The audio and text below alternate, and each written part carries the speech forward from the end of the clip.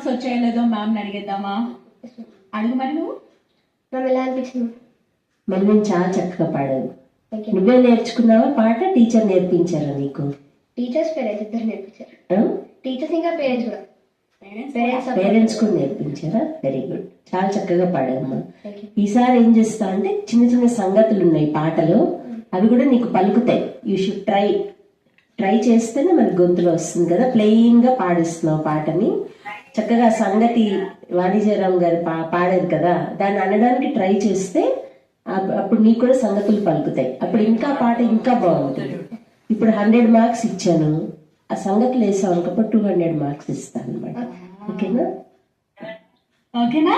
ఇవన్నీ చిన్న చిన్నవన్నీ సరి చేసుకుంటే 200 మార్క్స్ వచ్చేస్తాయి. All the best. Thank you ma'am.